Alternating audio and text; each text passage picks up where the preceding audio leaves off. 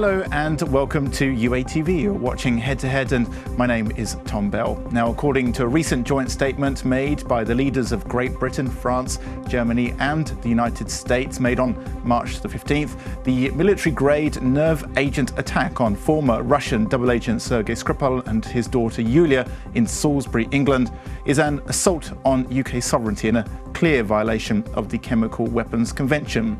Now, it threatens the security of us all, reads the statement signed by Theresa May, Emmanuel Macron, Angela Merkel and Donald Trump. But what consequences for international security might this have, and how might they influence the security of Ukraine, for example? To discuss this, we are joined in the studio today by Valeriy Kravchenko, a senior researcher at the National Institute for Strategic Studies. Hello, thank you so much for coming in. Hello, good day. This is a story that's dominated world headlines really for the past week, and there's been a lot of information to digest as well. Firstly, let's start with today. What do you think of the statement that was made, and what sort of consequences do you think this has? Of course, it was the right step from the British government to put this question into Security Council. It's a very crucial step and the first attack, chemical attack to Europe since the end of the World War II. So, and of course, these consequences you just mentioned about this. What the European leaders talking about the situation, these consequences are rather difficult, and Russia need to react on such kind of position, diplomatically, politically, and of course it's the issue about the sanctions. It was put by the British government, and of course it's an attack on the sovereignty of United Kingdom. But also we need to speak about this spreading of such kind of situation, and it's another dimension of usage of hybrid warfare in Europe. In wider Europe, so the reaction should be from the wider Europe, from the leaders of the wider Europe, and this talkings about the sanctions and weakening of the sanctions pressure, these talkings have to be stopped in Europe. Well, it's interesting, firstly, that you bring up the UN Security Council, because Russia does have a veto in the Security Council. So what effect would this have in taking this message to the Security Council? Of course, Russia can veto it, but what other aims does it have? Yeah, actually, it's a big deal with this the veto right of Russia, and it's troubling. It's challenging the world order with such kind of usage of this veto. Well, of course, because we've seen it with Ukraine, we've seen it with Syria, Iran. We can put only one question which is linked with the Ukrainian-Russian war. It's the Malaysian Boeing MH17 that was down in 2014. Yes, and actually we could speak about the coincidence of Salisbury tragedy and this incident in a Donbass sky, in the air, with the Russian missiles, and actually it going towards the right road, I have to say, to Moscow, and maybe it will be the chance to Europe and to United States to say clearly their position, and it should be another Lockerbie for another sanctions like a Lockerbie that was put to Libya in '88. So it's a good chance for the Western countries to unite and to force their position towards such violations in Europe. And when these incidents happen, or when there's a lot of diplomatic pressure, I always find it interesting the language that they use as well. I believe in the statement they said they called it irresponsible Russian behavior. Yeah. So what does this mean, do you think, this sort of language that's not too harsh, but also it's not too soft either? So what do you think the UK is trying to do in reality?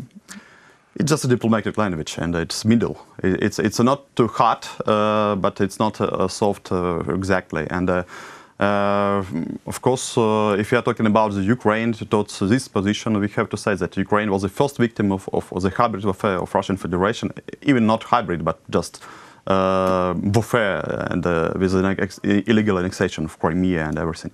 So I have to say that this position and this language, diplomatic language, which is used to, it's just a practice, it's diplomatic practice, and of course the sanctions are much harder, and consequences for Russian Federation for such deeds and for the involvement in European affairs and in American affairs. We just could mention about these elections in the United States, in France, for example, and how they interfere, these elections, and influence on the campaign. So it's just one plus one. So it have to be punished from the European and the United States for such. Well, it's very interesting as well that you mentioned about this hybrid war. I read a great article on the Atlantic Council, and it was titled "From Crimea to Salisbury." You know, Putin's hybrid war, and obviously the poisoning of this former Russian double agent. Using sort of military-grade nerve gas is just another part of this. In your research and in your opinion, do you think that European countries, including Britain, France, Germany, are prepared for this, and perhaps even in Ukraine as well? I think that such spreading of the Russian influence in Europe is going. It started not from Crimea even. It started earlier, much earlier. We could speak about this Munich speech in 2007 of Putin during the Munich Security Conference, and it was the start of this era of the hybrid warfare, of the latent warfare of Russian Federation. It has a lot of agents of influence inside the Europe, inside the United States. Can you give some examples of these agents of influence? We could just speak about this just German elections, so alternative for Germans, or for example about the future elections in the Hungary. So we're talking about elections, we're talking about information. Yeah, it's using the right or left, right or ultra-left politicians and movements and this populist platforms and anti-populist, because anti-populist on the dictionary of Russian people is the same as the populism. So anti-systemic movements, and we can say that it's a great number of instruments, and information is one instrument, and energy sector, and this Nord Stream, we could speak about the building of the construction of the and Nord also Stream. money as well. For sure, money is a good instrument how to influence on some people inside Europe, and unfortunately these people don't understand the effect of such deeds. And if you heard this last speech of Mr. Putin on the first March, I can say that it's the end of the hybrid warfare era. It's the starting of the era of the general confrontation, and Russia is ready for such kind of confrontation, for military confrontation with the West. So I believe that in future such deeds and such aggressive behavior of Russian Federation will increase, and these tensions in Europe will increase. It will increase these tensions which are forced by the Russian agents. Yeah, so, I mean, this is a prediction. I want to sort of go back to this Sergei Skripal case as well. Obviously, for the British Prime Minister, Theresa May, it's a very tricky situation, actually, because, for example, the UK decided to expel 23 Russian diplomats who were thought to be intelligence officers. However, doing that sort of move does play into Moscow's hands. Also, if you add more sanctions, that could also play into Moscow's hands as well, because they could say, you know, our country is under attack, we need to, you know, stand up and defend against the West, almost. So I guess my question is, how do you deal with that sort of thing? What sort of strategy can you use to not play into the hands of the Kremlin or the Russian government?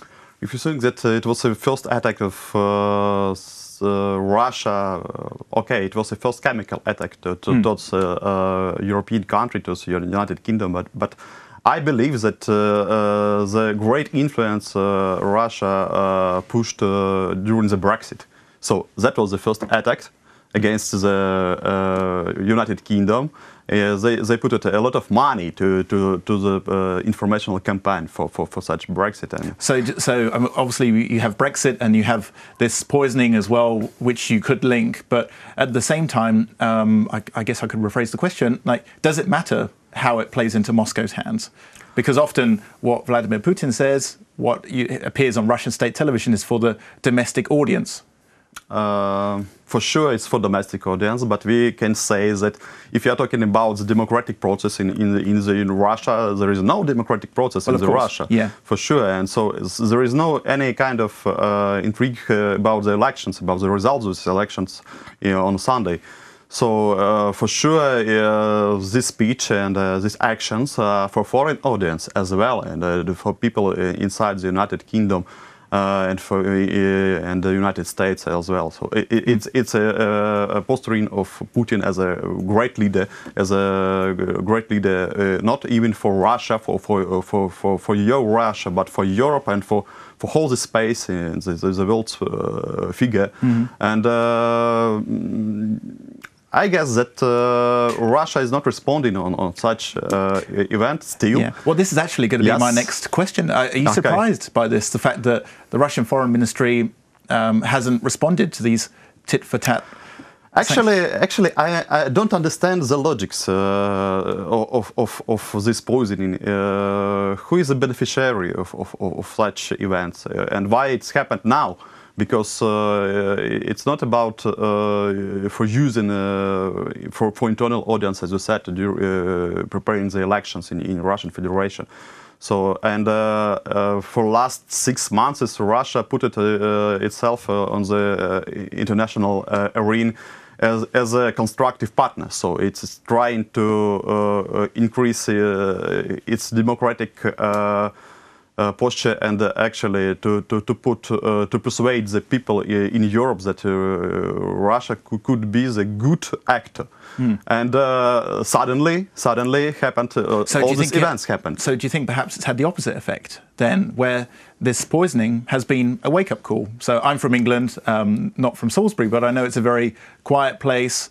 There are probably several 100,000 people that live there, but generally it's just an ordinary English city. So do you think actually this incident is really a wake-up call, not just for England, but for France, Germany, and it's a clear signal. It's a clear signal, and I believe that it's the next step after this direct speech, aggressive speech of Putin, starting the new era of international relations, as he's thinking about it. Yeah. So it's a direct signal, and not only to United Kingdom. And we can see the changes. We can speak about the changes in the secretary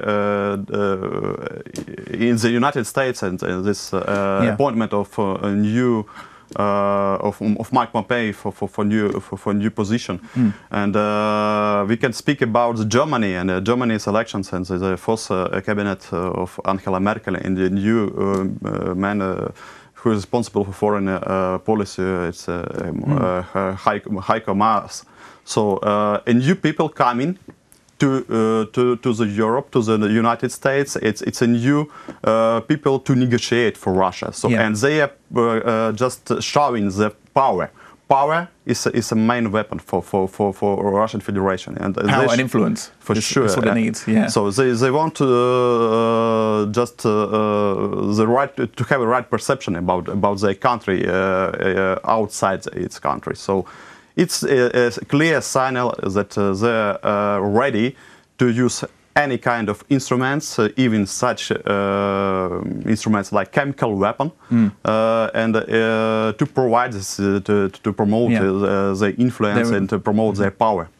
And I have one final question for you as well. Earlier in the interview, we were talking about how diplomatic language is used, but also we know that there is a lot of Russian money that goes through the UK banking system, which is another, you could say, weapon, another tool in the Kremlin's box that it can use.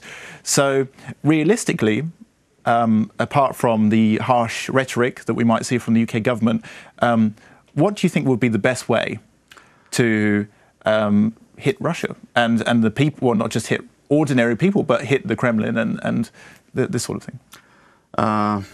We can speak about the collective responsibility. If you are talking about the people which are living in Russia, of course, they're victims. Yeah. But still, these people elect their president. So. Well, what I'm saying, though, is that there's a lot of money in the UK from Russia that actually helps the UK to a certain extent. As we are talking for UK position, sorry, but it's price. It's price for sovereignty, for independence. And if United Kingdom want to be really independent and really sovereign, they have to pay this price. They have to be ready to make these steps and to show clearly their position.